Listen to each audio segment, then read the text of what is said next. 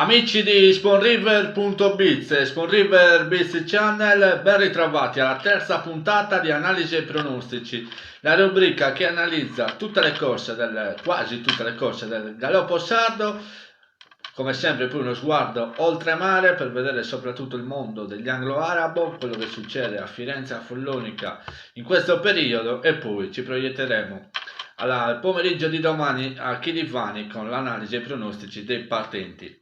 Partiamo subito però con la rubrica faccia a faccia. Intanto faccio partire le immagini con la vittoria di Lord Queen e Crasto dell'Algher, entrambe le prove sui 1800 metri, entrambe per puro sangue inglese di 4 anni ed oltre, ma con una sostanziale differenza, una alla vostra sinistra Lord Queen in GR e l'altra Crasto dell'Algher infantini professionisti.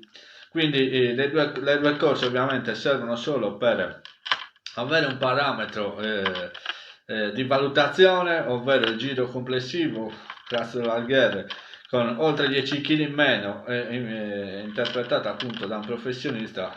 Mi sembra anche normale che ci abbia messo di meno la figlia di Gael Forsten, che raggiunge la quinta vittoria in carriera.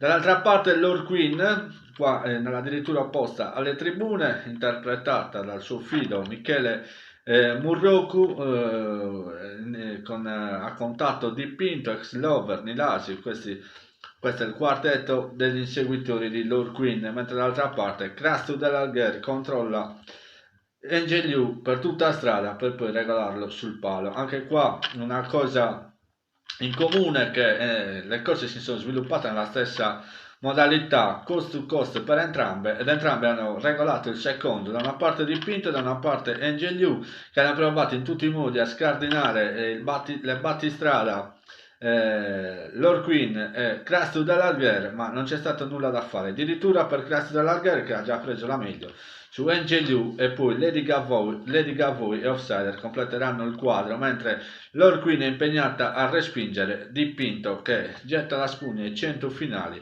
con Lord Queen che lo stacca nel tratto conclusivo. Fermiamo le immagini, eccolo qua, con Crasto dell'Algher avanti rispetto a Lord Queen.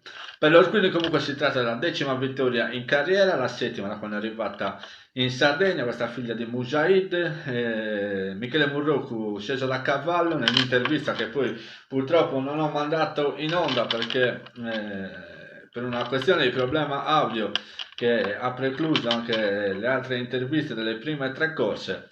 È un vero peccato, perché ci ha dichiarato che Lord Queen correrà solo in gentleman. Poi può darsi pure che cambia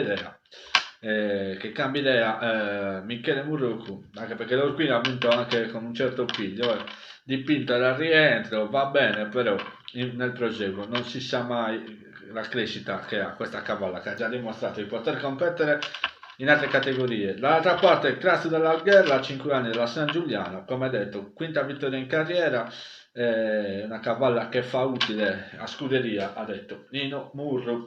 Questa era la prima e la seconda corsa della giornata del 26 aprile. Passiamo all'altro contributo, quello che vede protagonisti il fondo inglese e il fondo arabo, Cumbegnosa da una parte, dall'altra parte Chimera Love. Stiamo vedendo appunto le immagini, Cumbegnosa nella corsa dei fondo inglese e Chimera Love nella corsa dei fondo arabo. Questo per dire che le corse si sono svolte più o meno nelle stesse modalità, andatura abbastanza brillante, quella imposta da Comparsita del Monte Acuto alla vostra sinistra, quindi nella corsa dei fondo inglese, mentre alla vostra destra è clara il battistrada della prova, subito seguita da Chimera Love.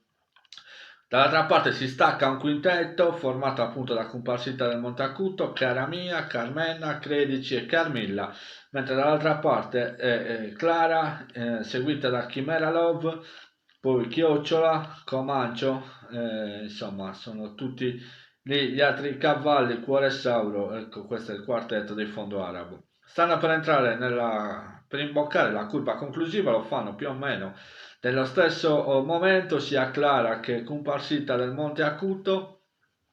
Comparsita del Monte Acuto ancora davanti nei confronti di Caramia, Clara controlla Chimera Love, che già richiesta maggiore impegno da Andrea Deglias.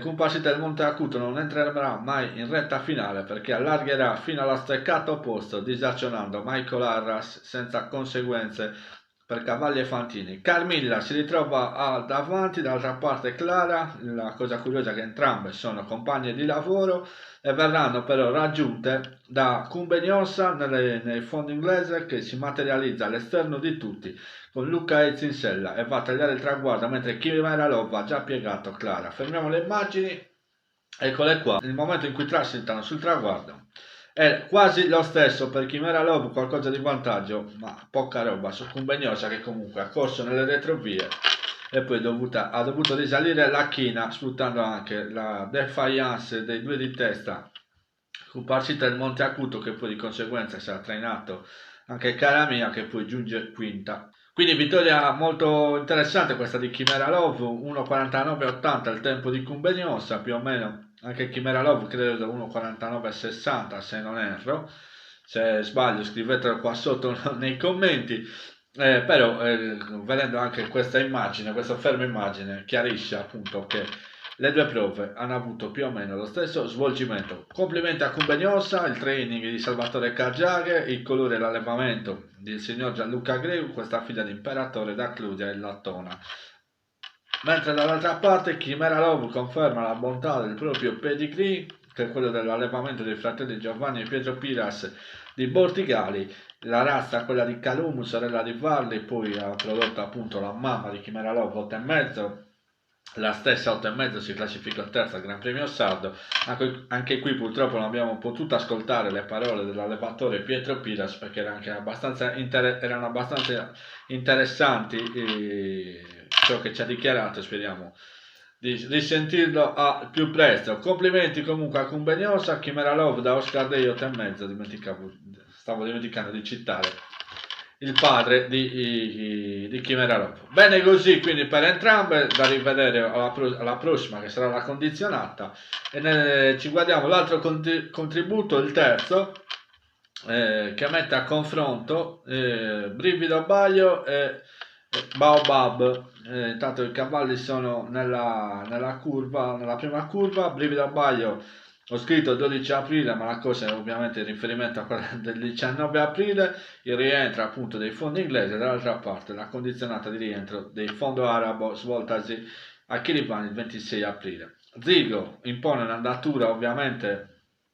molto più brillante, molto più sostenuta, a differenza di quella imposta da Zirigerta, molto più blanda.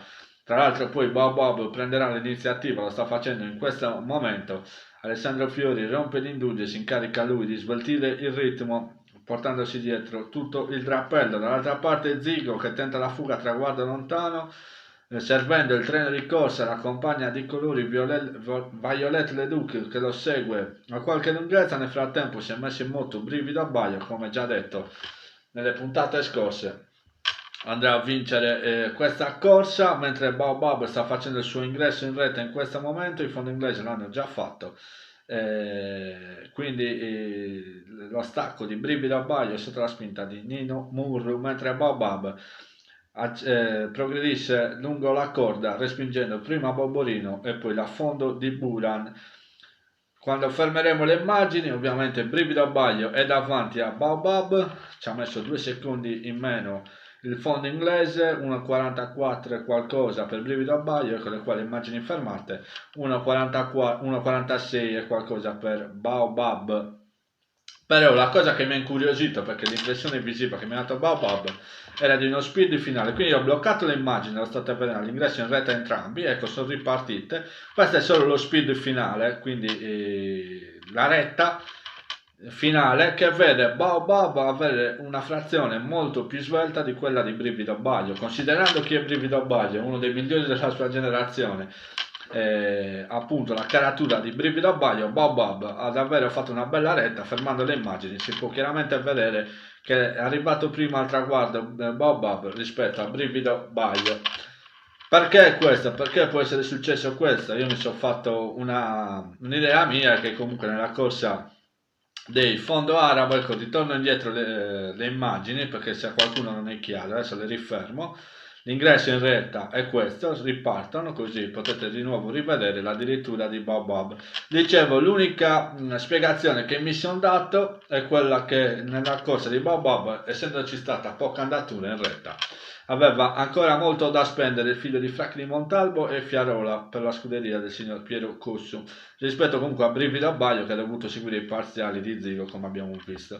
Quindi al di là di questo, però il fondo arabo è ovvio che sono una categoria sotto il fondo inglese sulla carta, anche a volte sulle prestazioni, ma questa retta di Baobab, almeno fino a 1600-1800, il fondo arabo secondo me possono affrontare il fondo inglese, non certo la prima categoria, non certo Brivido Abbaglio, però negli altri ci possono stare, ovviamente con il peso adeguato, le giuste agevolazioni per il fondo arabo per farlo entrare nelle corse del fondo inglese, anche perché non è solo Baobab, Buran è lì a una, e Boborino che è compagno di training di Brivido Abbaglio è lì, Bahir è lì, quindi sono tutti lì vicino, quindi possono tranquillamente nelle corse cosiddette anche di minimo affrontare il fondo inglese. Comunque staremo a vedere cammin facendo.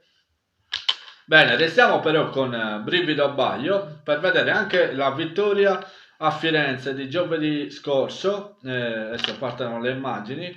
La vittoria di Brivido Abbaglio, giusto, l'abbiamo già celebrata, l'abbiamo già ripetutamente ne abbiamo ripetutamente parlato, non abbiamo sentito questa volta il trainer Luigi Godani, però il cavallo si è espresso alla grande anche al Visarno a 10 giorni dalla vittoria che abbiamo appena visto, un cavallo che prende bene le corse e che sicuramente farà parlare di sé lungo questa stagione, che lo vedrà protagonista almeno all'inizio nelle corse per soli 4 anni, quelle che ci saranno appunto che ci sono a Firenze, questa condizionata e poi quella del 20 maggio in un premio da 16.500 se non sbaglio, 14.300 non mi ricordo, comunque una corsa titolata. Stiamo vedendo la retta finale di Brivido Abbaglio, interpretato da Antonio Fresiu, che ritrova la sella di questo mezzo sangue dopo averlo montato al derby italiano, dove giunse secondo battuto da Beniamino, e poi la vittoria nel criterium dell'anglo-arabo. Ricordiamo che Brivido Abbaglio è un figlio di Pantuosca e Ardara, veste i colori del signor Fabrizio Cappai e corre per l'allevamento del signor Costantino Bildau di Ardara, quindi complimenti a tutto l'entourage. Stiamo rivedendo appunto il primo piano di questo cavallo, che anche da queste immagini si può denotare il cambio, il passaggio di età nella morfologia, ma io continuo a dire anche nella gestione propria della corsa, perché questa l'ha vinta davvero. Da cavallo di un'altra categoria, Brivido Abbaglio, eccolo qua, davvero un bel soggetto. Con il sella Antonio Fresu batte Bramoso del Campeda, Blue Star e Borreale. La vittoria di Zeta Penny, due parole anche su questa cavalla, sicuramente in crescita costante, sta confermando la forma dello scorso anno, che era incoronata come reginetta della categoria, anche se poi c'era un grande equilibrio. Lei ha comunque messo in bacheca il galà internazionale, la corsa più importante e più ricca per appunto gli anglo-arabo anziani. Questa figlia di Academist Murra di Gallura continua a stupire, ha vinto da top weight dopo il secondo posto del rientro, dove era stata battuta da Donne da Clusia. Si riprende la rivincita battendo Zodiaco de Genta, Zodiaca, che erano finiti forte, però si sono dovuti adeguare al secondo e al terzo posto. Zeta Penny, eccolo qua, il primo piano anche per lei, con Mario Sanna in sella, per i colori di Giovanni Azzeni e la connection appunto Geraci Azzeni, che ne curano anche l'allevamento. Complimenti anche ai ragazzi che lavorano con Giovanni Azzeni, Stefano Piras e Michel Puzzu, nostri conterranei, quindi complimenti a tutto l'entourage. Facciamo un salto a Follonica per vedere il successo di Uber Spy, questo grigio da Bangkok e Desert Spy, allevato anche esso in Sardegna. Fu allevato dal signor Giovanni Ladu, veste ora i colori del team Muzzi, e ha fatto felice il Rione Campanone, l'entourage di Ronciglione, che sicuramente è soddisfatto di questo cavallo dalle leve davvero brillanti e veloci. Con il sella Germano Marcegli ha guidato il drappello dall'inizio alla fine dominando chiaramente gli avversari. In seconda posizione si è mantenuto qua Antinedei, che poi verrà sorpassato da Zena. Antinedei, ricordiamo, per ritornare a monte al discorso di prima, è un fondo arabo che non ha di certo sfigurato contro il fondo inglese. Qua stiamo vedendo le battute finali dove Uber Spy, non appena sarà richiesta maggiore impegno da Germano Marcelli, apre i rubinetti, saluta la compagnia, qua si volta. E ciao ciao a tutti, Uber Spy ad avere una bella vittoria, dominando, pacca sulla spalla di Marcelli sul grigio del team di Massimiliano Muzzi. Seconda Zena che ritorna protagonista, lei che era quarta al Gran Premio Sardo del 2018, terzo come detto Antinedei. Bene così, andiamo a vedere anche la vittoria di Arsenico Lupin. Anche lui nato e allevato in Sardegna, allevato dal signor Tommaso Manchia, che veste appunto i colori di Francesco Caria. Qua stiamo vedendo Zark davanti, che ha provato a sfruttare il pesino Zark nei confronti appunto di Aratombaio qua, e poi Arsenico Lupin che ne prende costantemente la scia. Ci portiamo alla curva conclusiva dove Zark prova a debellare tutti gli attacchi di Arsenico Lupin con Dario Di Tocco davvero scatenato in sella al figlio di Spirit of Desert e Ucraina Rossa. Retta conclusiva, passa di slancio Arsenico Lupin con la giubba appunto di Francesco Caria, lo stiamo vedendo, Dario Di Tocco regolare tutti gli altri. Bella vittoria di Arsenico Lupin, la prova era su 1650 metri e trova la sua seconda vittoria in carriera, entrambe sulla sabbia di Follonica. Anche il replay chiarisce la vittoria netta di Arsenico Lupin, a cui facciamo i complimenti anche al socio proprietario sardo Marco Bua di Oschidi, che tra l'altro è amico di Tommaso Manchia, l'allevatore di questo cavallo, anch'esso di Oschidi. Bene così quindi per la Sardegna che galoppa. Abbiamo visto l'analisi delle corse di Chirivani, lo sguardo come sempre oltremare quando c'è da analizzare corse di anglo-arabo. Ci fermiamo per il consueto spazio pubblicitario. Restate con noi, torniamo con l'analisi e i pronostici di domani pomeriggio all'ippodromo di Chirivani. 3 minuti e di nuovo qua con analisi e pronostici.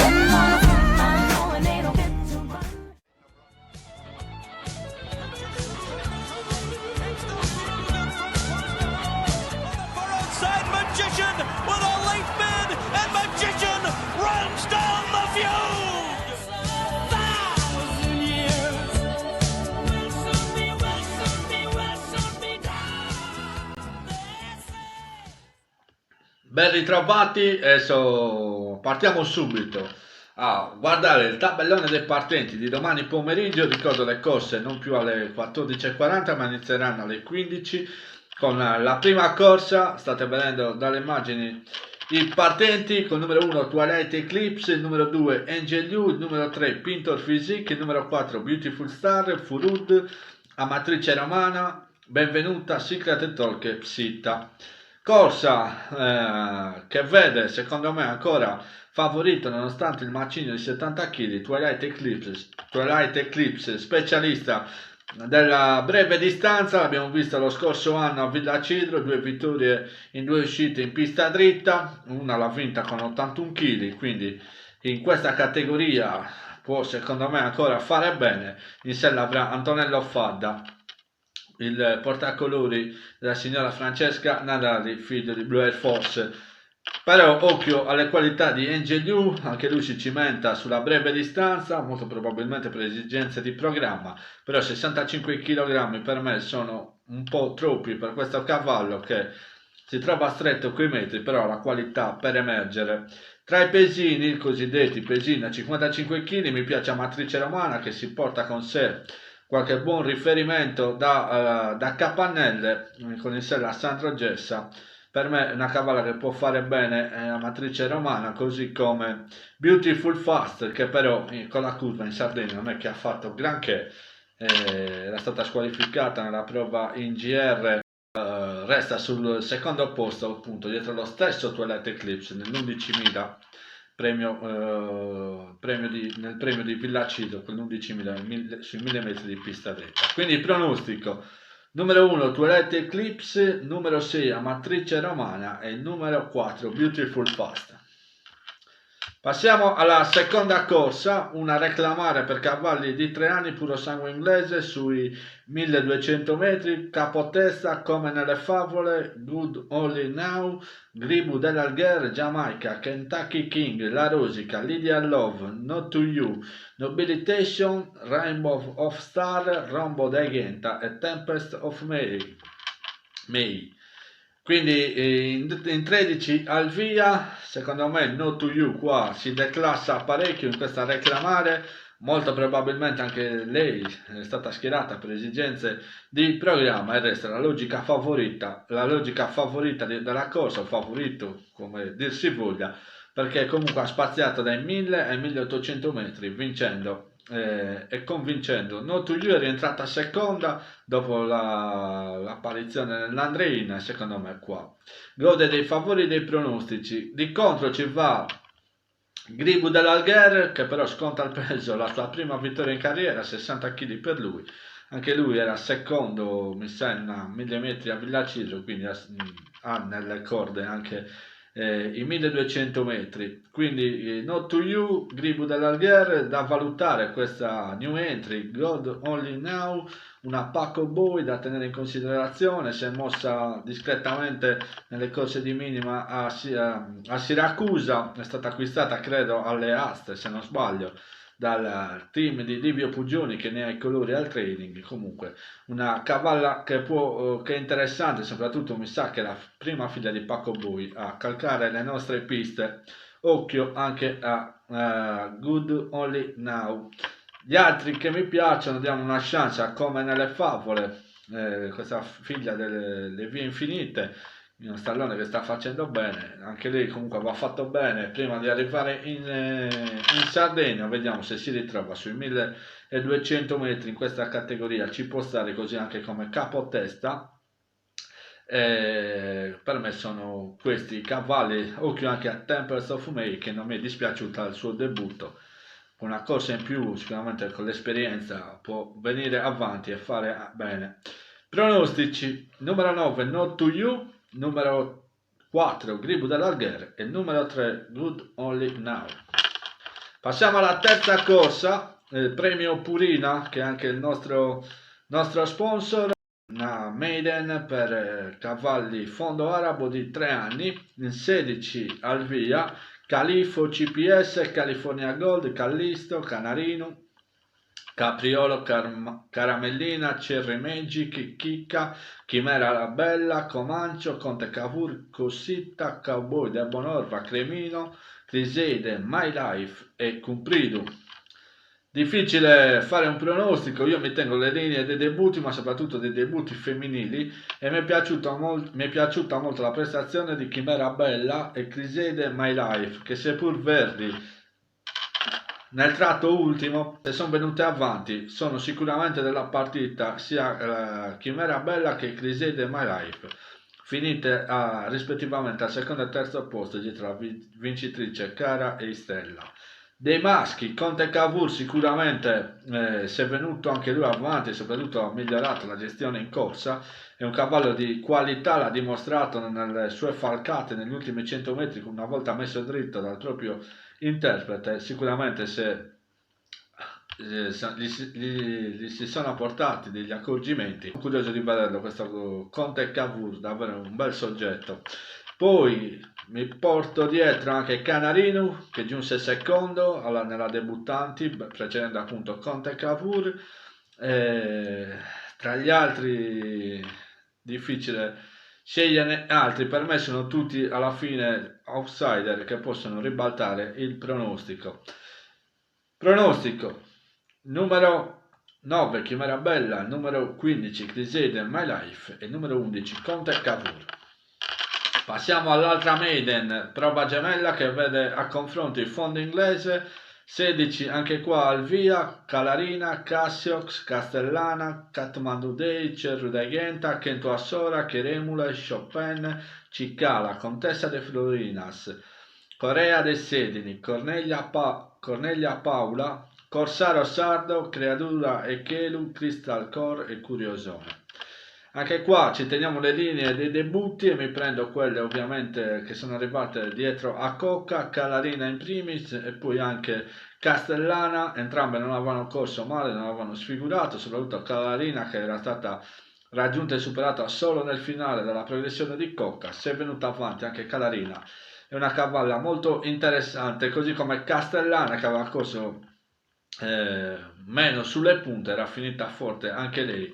Quindi da tenere in considerazione queste due figlie di Nanni Narciso. Dei maschi, Cerro da Ghenta è un physique, fratello di Zodiaco da Ghenta che abbiamo visto poco fa impegnato a Firenze, quindi è un cavallo dal pedigree interessante, ma il debutto, anche se secondo è troppo lontano, da Capriolo del Bonorva deve davvero fare un bel salto in avanti in termini di forma e di venire avanti appunto con l'esperienza, perché era stato molto confusionario. Solo nel finale Sandro Gessa, che lo rimonterà, era riuscito a metterlo dritto finendo al secondo posto, precedendo Kathmandu Day che era rimasto un po' sul passo correndo sui primi, anche lui però comunque terzo e va considerato, così come anche Chopin, Corsaro Sardo e Curiosone, giunto secondo nella sua debuttanti, battuto da Casper Ghost.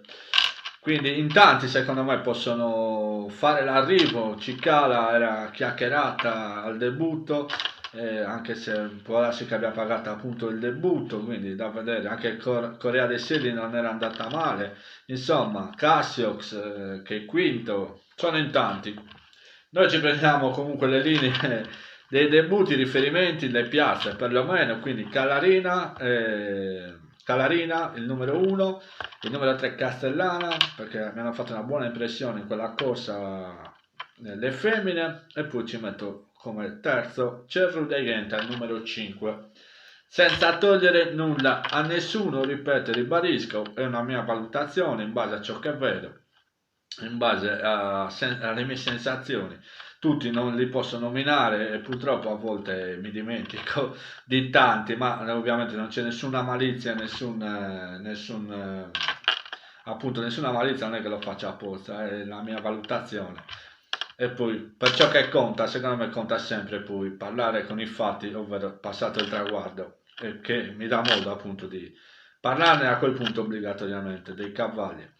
Quinta corsa, puro sangue arabo di 3 anni, anche qui una maiden in 14, Cagliun, Canio, Cassambra, Chesi di Gallura, Castiglia, Califfa, Cheyenne e Bailugida, per la felicità di chi gli ha dato il nome, così l'ho pronunciato bene, Chia di Chia, Clivanesu, Cinzia Bairenza, Cleopatra Nulese, Clivia di Chia, Concordo Baby Wana e Corsaro. Seppure in 14, questa è la mia idea che mi sono fatta, mi è piaciuta molto al debutto Cinzia Bairenza, che insieme a Castiglia è l'unica ad essere andata a moneta dei 14 partecipanti, quindi per me la corsa passa tra queste due cavalle. Dei maschi non mancano in tanti, quindi molti debuttano. Io vado su Cinzia Bairenza perché era giunta terza combattendo bene. Mi tengo Castiglia che era finita a ridosso dei primi con un bel finale, e poi voglio rivedere anche questa Kaljun, questa figlia di Escolca. Voglio rivedere Cheyenne Bailugida, che aveva fatto un po' corsa di testa crollando nel finale. Cassandra, che è la sorella di Bella Gioia, la sorellina che debutta, sorellina piena di Bella Gioia, che sicuramente accenderà un po' di attenzioni su di sé. E voglio rivedere anche Concordo Baby Wana, cavallo che magari aveva bisogno proprio della corsa, lavorando fuori dall'ippodromo. Ovviamente sono più svantaggiati, tra virgolette, i cavalli fuori dall'ippodromo, quindi lo voglio rivedere se è venuto avanti questo fratello di Alfiere Rosso. Concordo Baby Wana. Pronostico, dico il numero 10 Cinzia Bairenza, il numero 5 Castiglia e poi il numero 7 Cheyenne Bailugida.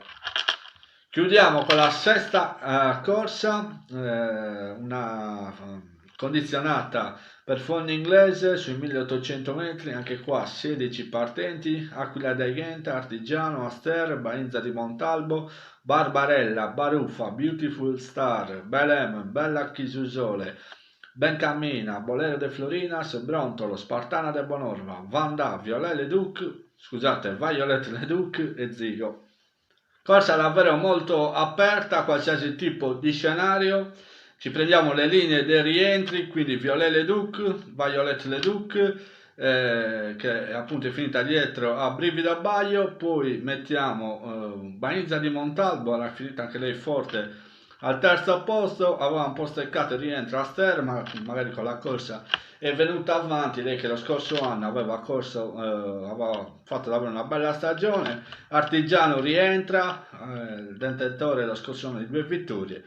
Insomma, poi c'è anche Bolero de Florinas che si deve ritrovare, Barbarella che non era male al rientro finendo quinta, Baruffa, le qualità di Aquila dei Ghent e Spartana del Bonorva, quelle ovviamente indiscusse di Vanda. Insomma, una corsa davvero che conterà molto la forma. In virtù di ciò, quindi di chi ha la corsa sulle gambe, chi ha fatto bene, io dico Violet Leduc numero 15, il numero 4 Bainza di Montalbo e mi piace il numero 3 Aster. Questo è il tutto. Siamo arrivati al termine della puntata, spero di aver detto tutto, spero di non avervi annoiato. Vi ringrazio sempre del seguito che mi date, vi invito a mettere mi piace alla pagina, a iscrivervi al canale YouTube Spoon River Beats Channel, e ringraziandovi vi saluto, ci vediamo alla prossima puntata dell'Isola che galoppa con tutte le voci dei protagonisti, sperando ovviamente di averle tutte senza intoppi, che tutto vada per il meglio per quanto riguarda audio, video, immagini, e offrirvi come sempre, e cerco di offrirvi sempre un prodotto migliore, nitido e comprensibile. Vi ringrazio, vi auguro una buona serata, alla prossima.